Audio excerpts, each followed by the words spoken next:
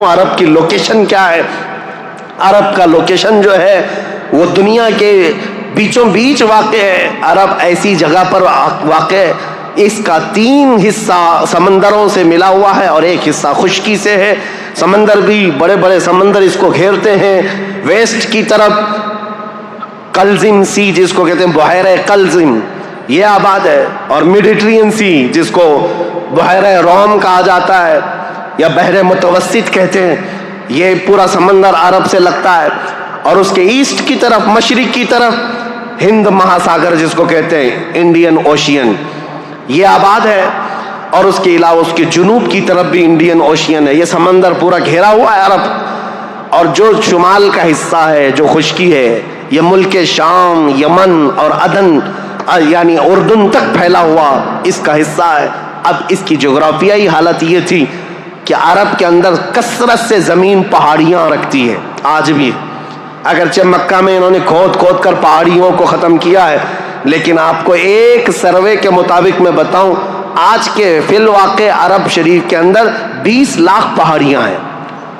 20 لاکھ پہاڑیاں، سلسلہ ہے پہاڑیوں کا، پوری زمین سنگلاخ ہے. پہاڑیاں ایسی نہیں کہ نرم و نازک پہاڑیاں جس پر میوہ اگتے ہوں، بڑے بڑے درخت اگتے ہوں، نہیں، پتھروں کی پہاڑیاں ہیں، کالے کالے پتھر. بعض پہاڑیاں تو ایسی ہیں جو آتش فشاں ہیں، یعنی جو شعلے اگلتی ہیں، آگ اگلتی ہوئے پہاڑیاں موجود ہیں. عرب کی سرزمین ان پہاڑیوں سے بھری ہوئی ہے، اور ندی کے نام پر کوئی ندی نہیں. پانی کی قلت بہت کثرت سے، اگرچہ 3 طرف سے سمندر ہے لیکن زمین ایسی خشک ہے کہ عرب میں کوئی سرزمین پر سبزہ نہیں اگتا تھا، کھیتی باڑی نہیں ہوتی تھی. بارش کا حال یہ ہے کہ سال میں اگر 2-4 دن آ گئی تو ٹھیک ہے. ہمارے ہاں تو باضابطہ موسم چل رہا ہے، وہاں موسم آیا ہی نہیں کرتا. کبھی بوندا باندی ہو گئی، یہ برسوں سے ہے. عرب کی سرزمین خشک ہے، اور ہوا اور وہاں کی فضا کے اعتبار سے نہایت ہی گرم مانی جاتی ہے.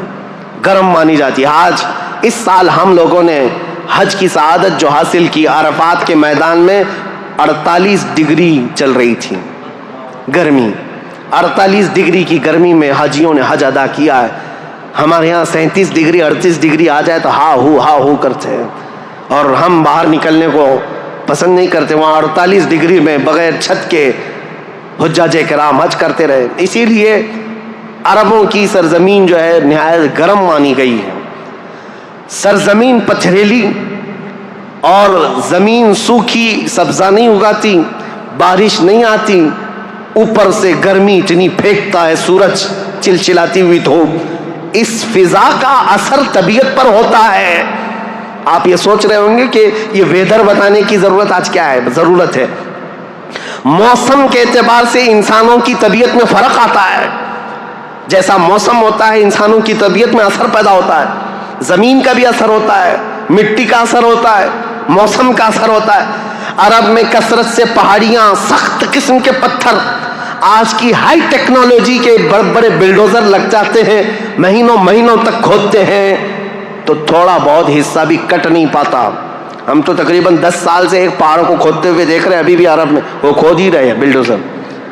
جبکہ ان لوگوں کے ہاں ٹیکنالوجی ہمارے ہاں کی طرح کی نہیں ہے.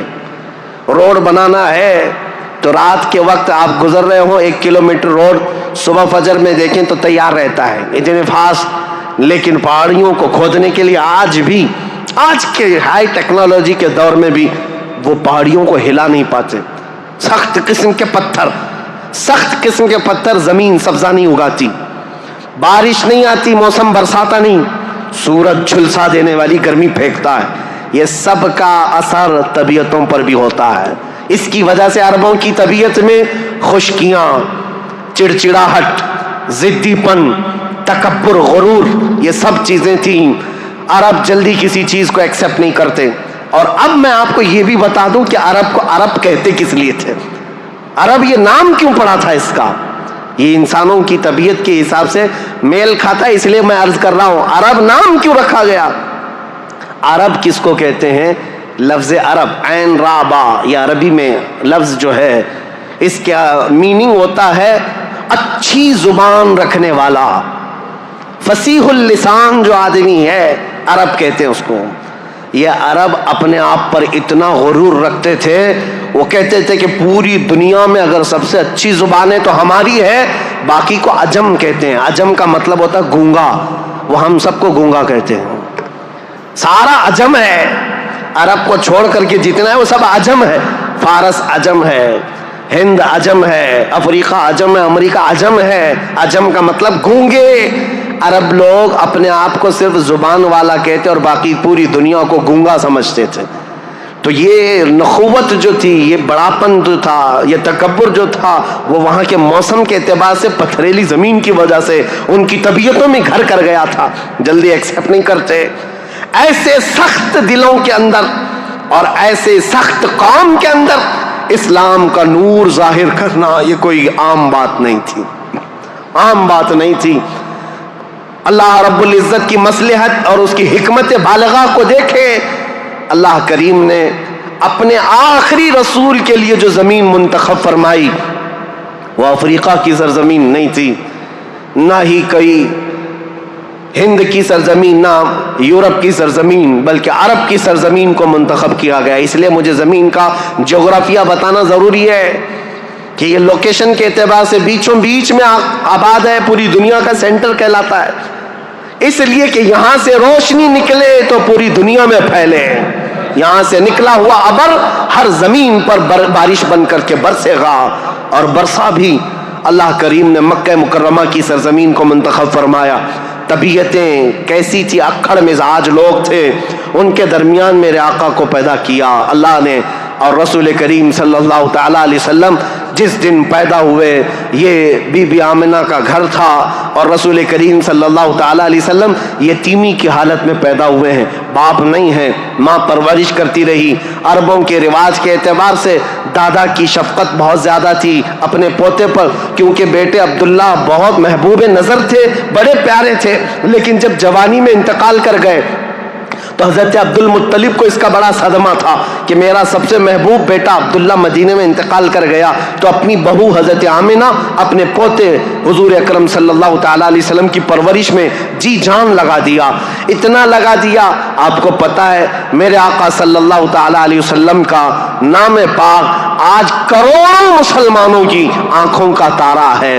حضور کا نام جیسے ہی ہم محمد نام لیتے ہیں، ہم انگوٹھوں کو چوم کر کے آنکھوں سے لگاتے ہیں۔ یہ نام پاک عام نام نہیں ہے، اس نام پاک کو بزرگان دین تو ایسے تھے کہ حضرت محمود غزنوی کا نام سنا ہے، ان کے خاص وزیر تھے ایاز، ایاز کے بیٹے کا نام تھا محمد۔ محمود جو ہے سلطان محمود اپنے وزیر کے بیٹے محمد کو بہت پیار کرتے تھے۔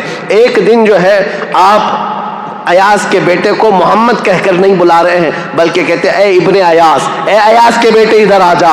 ایاز نے سن لیا، کہا آج سلطان غضبناک ہوں گے، میرے بیٹے کا نام لے کر کے نہیں پکارا، باپ کے نام سے پکارا ہے۔ بعد میں حاضر ہو کر پوچھا سلطان میرے بیٹے سے کوئی خطا ہوئی، آپ خفا تو نہیں ہیں؟ اس کے نام سے نہ پکارتے ہوئے اس کو ابن ایاز کہہ کر پکارا۔ سلطان محمود نے کہا ایاز ایسی بات نہیں، خفا نہیں، بلکہ میں وضو کی حالت میں نہیں تھا، اس لیے تیرے بیٹے کا نام محمد ہے، میں بغیر وضو کے کبھی اس کا نام بھی نہیں پکارتا۔ اور علامہ عبد الرحمن جامی فرماتے ہیں ہزار بار بشویم دہن ز مشک و گلاب ہنوز نام تو گفتن کمال بے ادبیس۔ یا رسول اللہ ہزار بار میں اپنے منہ کو گلاب کے پانی سے، مشک و عنبر کے پانی سے دھو لوں، اس کے بعد بھی آپ کا نام پکارنا میں بے ادبی سمجھتا ہوں۔ یہ علامہ عبد الرحمن جامی۔ میں بات کیوں کہہ رہا ہوں حضور کے نام کی؟ یہ محمد نام کسی اور نے نہیں، حضرت عبد المطلب نے رکھا تھا۔ آپ کے دادا، آپ کے جد امجد جیسی حضور کی پیدائش ہوئی تھی، گھر دوڑے دوڑے آئے تھے بی بی آمنہ کے، اور فوراً اٹھا کر کے گودی میں لے لیا اور خانہ کعبہ کے پاس آئے، اور خانہ کعبہ کے سامنے ہاتھ پھیلاتے ہوئے اللہ کی بارگاہ میں عرض کرنے لگے اللہم ھذا ابنی سمیتہ محمدا، اے اللہ دیکھ یہ میرا بیٹا ہے اور میں نے اس کا نام محمد رکھا ہے۔ عرب کے بہت سارے لوگ وہاں موجود تھے، یہ نیا نام تھا ان کے لیے۔ عرب میں جو نام رکھے جاتے ہیں وہ باپ داداؤں کے نام پر چلتے ہیں، وہاں پر نئے نام نہیں رکھتے، خاندانوں کے اپنے خود پرسنل نام چلتے رہتے ہیں۔ पर्टिकुलर नाम होते हैं, वही नाम रखे जाते हैं। हजरत अब्दुल मुत्तलिब ने नया नाम रखा था, तो अरब के बहुत सारे कबीले आए और पूछा, या अब्दुल मुत्तलिब लिमा सम्मैतका इब्नी इब्नका हादा मुहम्मदा, ऐ अब्दुल मुत्तलिब आपने लिमा सम्मैता हादा मुहम्मदा, क्यों आपने इसका नाम मोहम्मद रखा है? तो हजरत अब्दुल मुत्तलिब मुस्कुराए और कहा, तुम्हें पता है मोहम्मद का नाम का मतलब क्या है, मोहम्मद के मीनिंग क्या है? कहा, मोहम्मद कहते किसे हैं? मोहम्मद उसको कहते हैं जिसकी सारे लोग तारीफ करें, सबसे ज्यादा जिसकी तारीफ की जाए उसको मोहम्मद कहा जाता है। हजरत अब्दुल मुत्तलिब ने कहा, मैंने अपने इस बेटे का नाम मोहम्मद इसलिए रखा है कि जब भी कोई नाम ले तो ना चाहते हुए भी मेरे बेटे की तारीफ हो ही जाए। आज मेरे आका की शान में किसी को गुस्ताखी करना भी हो, मेरे आका का नाम मोहम्मद लेता है तो पहले हुजूर की तारीफ कर ही रहता है, वो करके ही रहता है। मेरे प्यारे आका सल्लल्लाहु ताला अलैहि वसल्लम के प्यारे दीवानों, उम्मीद है आपको ये बयान पसंद आया होगा। तो वीडियो को लाइक करें और अपने दोस्तों में रिश्तेदारों में शेयर जरूर करें ताकि उनके अमल में इजाफा हो सके और सवाबेदार हासिल कर सके। और अगर आप हमारे चैनल पर नए हैं तो चैनल को सब्सक्राइब जरूर कर लें और ऑल के बटन पर क्लिक कर दें ताकि हमारे आने वाले वीडियो का नोटिफिकेशन आप तक पहुँच सके। तो मिलते हैं अगली वीडियो में। अस्सलाम वालेकुम व रहमतुल्लाहि व बरकातुहू।